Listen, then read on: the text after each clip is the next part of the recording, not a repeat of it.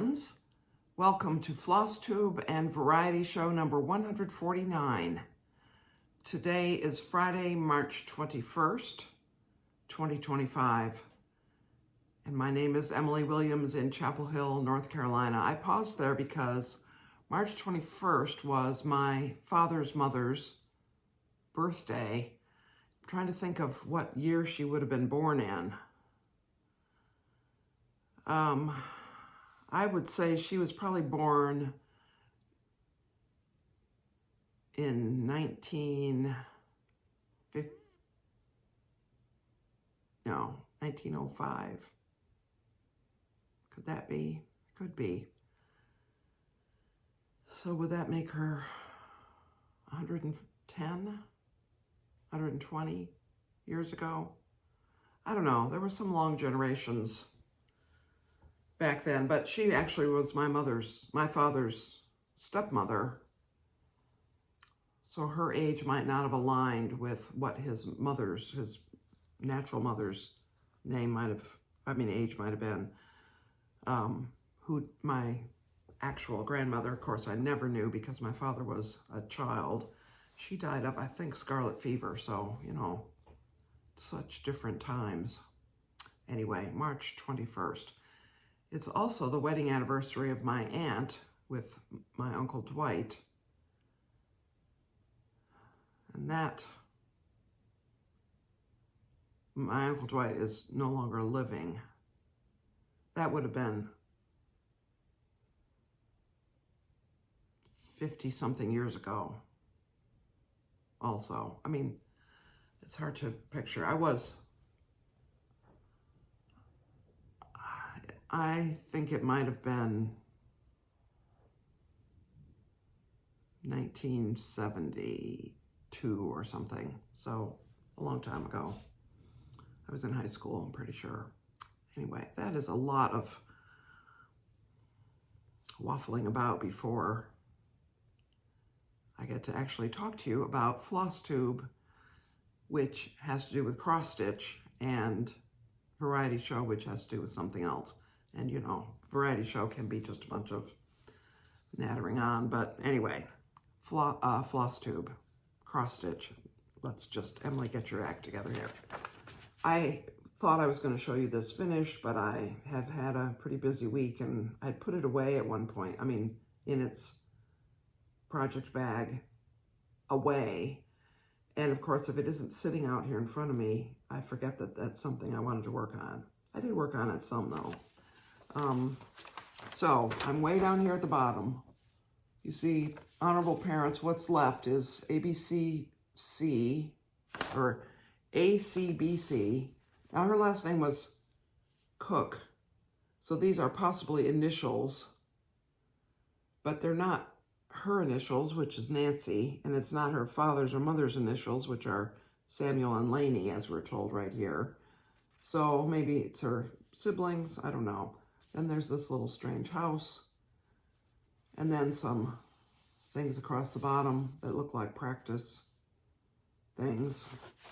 And I finished the word honorable. I think that wasn't done. The little house, parents, the borders, the bands, I should say, under these lines. So I have not much to go. I will certainly, I promise you I won't show it to you again unless it's finished. So I have these 4 letters, I have this band, and I have this, whatever it is, down there to go. And then I have to decide what I'm doing with it. I have to sew the two halves, the 2 pieces of fabric together. There's a felt seam there. So that's what I'm doing. This is 36 count something by Fox and Rabbit. And the other piece is on 36 count of a different fabric, but it's very similar in terms of its color. So I think they'll go together and they'll look like they're a little bit different. I don't know. Last weekend, Nativity SAL, 3rd weekend of every month, working on Christmas-themed projects. I'm sort of skirting it a bit because I'm working on this Dream of a Winter Garden. And This is Modern Folk Embroidery, as you can see. This was a gift to people who participated in the first Holiday Countdown stitch along in 2022, I think it was. It's also available, so if you want to stitch this, you can stitch it. I'm not sure what thread legend he uses, what thread collection he uses in the published version, the one that wasn't given to us, because this is charted for threads that we would have had left over from the Holiday Countdown sampler. So I'm just up here in the corner. I added some more. I started this big tulip thing that goes down to here. So I'm here. And I will say that one interesting thing is that the colors of the thread that I have, I don't know if you can tell this, are in the yellow or green category than the colors in the picture, which this is a rendering. It's not a stitched model, I'm pretty sure. Don't know, maybe it is. So it's not quite the same. I'm tipping it up to get good light on it. And also, there's a very light color. It's sort of a, well, it's so close to the color of this fabric, which is 40 count natural linen, Zweigart, that it wouldn't show. And so I attempted to use a light green there, and here I've used a light pink to the base of this flower. I think I'm gonna go with the light pink in the flowers, and I'm not sure what I'll do about the green sections.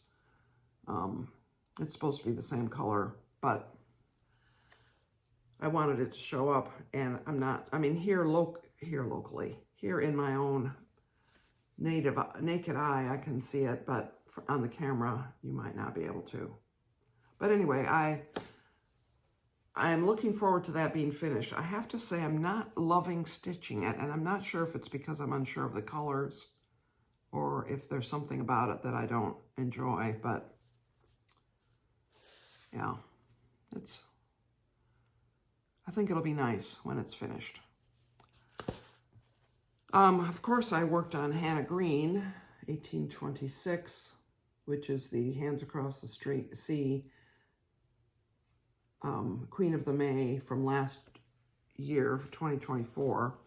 There's a stitch along. If you want information about the stitch along, I have an Instagram post from December, I think, and a YouTube video, number 139. So here's the whole thing that I have done. It'll look like I'm not following my own plan, but I am, except for having made a goof at the beginning. But this is the May section, that little yellow house, and the border. And I finished May a couple days ago, 3 or 4 days ago. So the next thing that is on the schedule, so we did January, February, May, and then, January, February, March, May. And then this would be April. Will be April, this section of the lawn with some animals. And I could start it early because there are no police. There are no stitch-along police or cross-stitch police, but I don't know. There are other things I need to do, so I might not do that. Okay, I was thinking, boy, I had more to show, but I do have one more thing. Oh, excuse me. Oh, here it is. Under the Roof of Blue Ionian Weather. I'm doing this in the called for DMC, of which there are about 90 solid colors probably, and even more blends. And I have done another 500 stitches since I last showed it to you. I'm still ahead of the game in terms of the pace I have to keep in order to finish it by the end of this year. It is really amazing. I had originally thought I wasn't going to show it more often than every 1,000 stitches, but it has taken quite a bit of my time this week in terms of the time I had available to do some cross stitch. This has I've done a lot of this. So I have to show it or it looks like I've done nothing. But it is only about 550 stitches since the last time I showed it last week, but it's mostly over here. I got held up the other day because I was running low on DMC 928, which I've also completely finished some colors. So I had to really consider whether I would need more DMC 928, and I decided that I would. So I wanted to also talk about the gridding, you see, and if you've watched my videos for a long time, you know about this, that I have gridded this myself with this, this stuff. It's called Easy Count Guideline, and you can get it from 123 Stitch or other places like that. It's basically 4-pound fishing line, red. And so the advantage of it, it's very thin, so it doesn't distort your fabric. And I think that most people wouldn't use it. Well, some people grid a lot of things, so I shouldn't say you wouldn't use it if you weren't doing full coverage, but I don't grid things that are not full coverage. I do sometimes temporarily put a line of basting stitches through in order to establish a point that I'm trying to count to. But this is fine enough. It doesn't distort and it doesn't stain. You know, there's nothing about it that will harm the work you're doing. And it's very thin and it's red, so it shows up. I find it hard to work with, but it would be impossible to work without. So it's sort of that kind of thing. Now, another way to do large full coverage projects is to buy Easy Grid fabric, which I now have a piece. I have a full coverage project in the works, which I don't think I gridded. I can't remember if I did or didn't. It's the tiger one, which you haven't seen in a long time. I will get it out this year at some point and at least do something on it. It's so funny, I can't remember if I gridded it or not. And it's been, I mean, a long time since either of us has seen it. But anyway, this is what I've been using. Some people use there's apparently a sulky thread, which is made of, you know, it's a tiny filament of plastic of some sort, and some people use that. The thing, what you want in your gridding is you want something that cannot be pierced by your cross-stitch needle. Because if you sew it in, then it will be there. And this, it slides, it pulls right out. In fact, here, her elbow, from this elbow all the way to this edge is completely complete. There are no individual stitches that are still unstitched back in there. At least I'm 99.9% sure that's true. So I actually clipped the gridding. I pulled out one vertical strand of gridding that was still remaining over here, and I pulled that out. And I backed up the horizontal gridding to be less, just because it's sort of a sense of accomplishment to get the gridding out. I am gridded all the way to the edge here, and the idea was that would allow me to do as much carrying of threads across the back as I wanted to, which I do sometimes, quite a distance, in order to make better progress. And so that's where that stands. Notice, as I finish a color, a blend in particular, if I have a little bit left, I've started doing just the sort of the standard 7-stitch high sampler alphabet down there. I don't know why. Anyway, that. Margaret Hutton. This was the project for the Queen City Sampler Guild last May from Nicola Parkman. And we have links to little videos explaining how to do these specialty stitches, which are mostly in the top part here. And I sort of have hit so here's the whole thing. Here we go. I'll show you the front. Here's the whole thing. And I have hit a milestone, which is I've started the eyelet band beneath the eyelet alphabet. So since you've last seen it, I did a few more eyelet alphabets. I worked on this green band, and I did a tiny bit more in the border, and I started that eyelet band. And the reason I'm excited about getting to the eyelet band, you see it's here, and everything below it are motifs, and that's this big design thing in the middle. And the specialty stitches that are beneath that band are only 3. There's some over 1, which I know how to do over 1. I mean, I will look at Nicola's video again. She actually presents it a little bit differently than I do it. I'm sure she's right and I'm wrong, but I'll look at it again just for completeness. Queen stitch, which this is the highest incidence of queen stitch, and long stitches on these frondy trees down here. So once I've hit those, then I'm done with the specialty stitches. The rest of it is just regular cross stitch over 2. I'm doing this on, I believe it's Dirty Duck.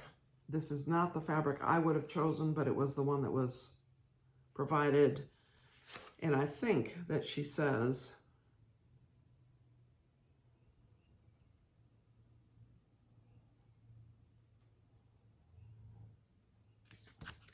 it's Dirty Duck. Yeah, oh, Muddy Duck, sorry, Muddy Duck. And that this is Muddy Duck, which clearly the settings on the camera have lightened it quite a bit, because that is not what this looks like. I wouldn't have chosen this fabric. This is a little too dark for these colors. I mean, there are some things that I would definitely do on that dark fabric, but this isn't what it is. Nonetheless, it's fine, and I'm enjoying working on it. Whenever I'm working on it, it's hard to put it down. It's really fun to do. So I have done several of these capital letter, these eyelet alphabets, letters, they're called. We call them letters.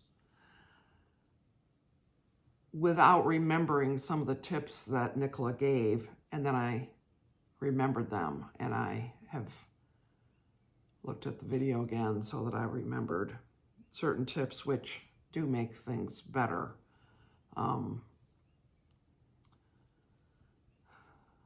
We'll see if I can remember them long term in my life, but I enjoy that. A couple more things I want to talk about. They are related to cross stitch. One is Teresa, thank you Teresa, mentioned this book in a comment a couple of weeks ago, Jane Greenough, At Home with Cross Stitch. And she particularly mentioned this collection of musical instruments and musical motifs. Very, very nice, very helpful. Here's game components.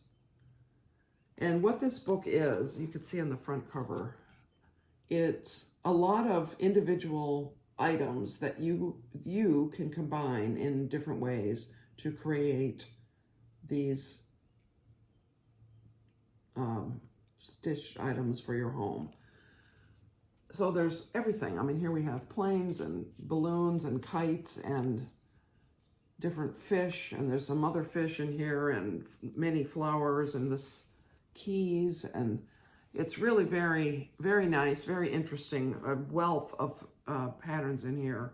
Some are sort of cute little child-oriented things, and some are much more sophisticated. You can sort of see in this the same kind of approach to the way she does flowers that the piece that we're doing for the Mrs. Parkman's Academy of Needlework in October, the sort of workshop. There's a similar style there. Very nice though. The other thing I wanted to show you is this case. So I learned about this from Ellen Chester, who is the With Thy Needle. I can't remember if that's her design company name. Anyway, Ellen Chester, she is the program chairman. She is a co-program chairman this year for the Queen City Sampler Guild in Cincinnati, which I am a member of. No, I don't live near Cincinnati. I'll talk to you about the guild in just a moment. But anyway, she posted on Facebook that she had found this and bought it. And so I looked at it and ordered one for myself by Soie, which is a thread maker that makes embroidery threads for machines. That's what I would mainly characterize what I know of them anyway. I think they make other things as well. They make some 12 weight, which people use for cross stitch. But this box is to hold this size spool right here, which is the size that Soie 103 and Soie Surfine and a few other threads that we cross stitchers use, that comes on. So here it is, 104 spools. I probably own about 40 spools, but it's hard to figure out how to store them because my way of dealing with my thread is on bobbins, which I make out of index cards. So this is me. This is my threads. And I just write the DMC number up in the corner. These are pretty old, actually. These are from the 80s and 90s. And this is just what I do. And I put them in numerical order in a shoebox. In 3 shoeboxes, I should say, because I have almost a complete set. And I also have some zipper bags that are translucent zipper bags that I have extra skeins in, grouped by numerical groupings, but not cataloged. I don't have, you should be surprised that I don't have it cataloged. I really should have it cataloged. It would help me. But on the other hand, I think a DMC skein is fairly inexpensive. I'm just not going to worry about it because I can just go and buy another one if I'm not sure if I already have it somewhere. And if it's in a project, it's so much easier to have it with the project for me. Some people stitch from a master set, and they have all of their DMC always with them. So it's always here. And when they want to use number 928, which is what I ran out of on Under the Roof the other day, they just pick up the 928 that is in the master set, they stitch with it, and then they put it back. And if they have an extra skein of it, they have it in some master skein storage. And they know that they have another skein. And then if they take the skein out of the master skein storage, they go and buy another one. That's what triggers them to get a new one. And I don't do it that way. So I have many projects with the same DMC colors in them because I have a lot of whips going. For me, what's a lot for me is not a lot for other people. But the spools, I think, will be easier for me to store in something like this. And, I mean, this is very thin. It's probably 2 1/4 inches thick, maybe 2 1/2 inches thick. It has a handle. This paper in here is just, it's a set of labels you can lay down on these dividers that come between the sections. And it's very easy to get the spools in and out. It's an excellent design, really. Of course, Soie is a good thread manufacturer, so they're going to have an excellent design. So those are the, that's all of the cross-stitch related things. What else, Emily? What else? Well, I don't have much else to talk about other than a few little random things. The Tar Heels. If you watched that game Tuesday evening, that was quite a game.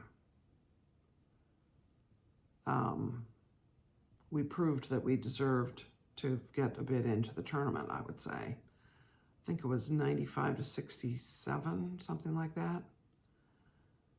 It was a very good game. Now, that doesn't mean that we're going to blow out all the opponents and win the national championship this year, though I think if we put all the pieces together at the same time in the same game for 40 minutes of play, we could win every game. I don't think there's a team in the country that we couldn't beat if we really had ourselves figured out. And if there were some mistakes and rattledness on the part of the other team. But it would take us to be at our, 110% of our abilities for 6 games in a row. And that's very unlikely. It's unlikely for us this season, but we made it into the first round, so that's good. And hopefully we can win this afternoon. We have some friends coming over. I've made brownies this morning. Byron is making chili. So it'll be very good. I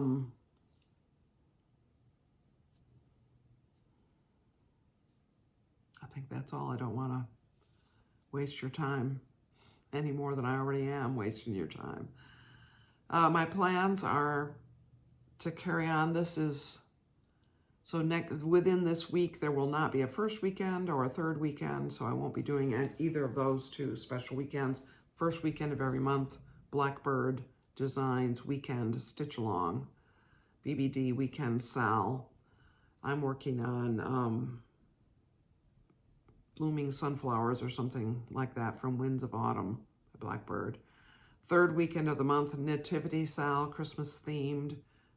Stitching doesn't have to be religious in nature. It could be Christmas of any type, which I'm doing the Dream of a Winter Garden piece.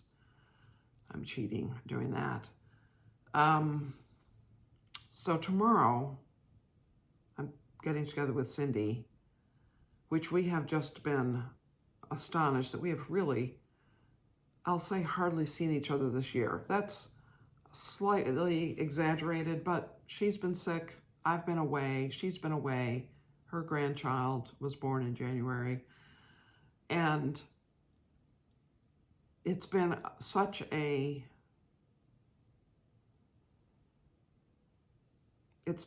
challenging year to spend time together, but we are getting together for the second Saturday in a row tomorrow. We might make a video, a galloping horse video. I think the last one we made might have been in November, or it might have been earlier than that. Long time ago. But she especially has done a lot of sewing in her quilt making and so on, so she has some things to talk about. I can talk about a few things because I do have things going. So we might make a video. If we do, that will show up sometime next week, I'm going to guess. It is possible that that will show up on Thursday and I won't post a Flosstube on Friday, but because this coming week is a busy week. But I probably will post a Flosstube because I probably will. So you might get 2 videos from us next week, one from Cindy and me, Galloping Horse Quilting, and the other one from just me. So anyway, that is what's going on. I think I've covered everything that's on the table. And I'm really glad to spend this time with you. Thank you for watching. Hope you got some good stitching done while I've been talking to you. And I look forward to next time. Many blessings to you, friends.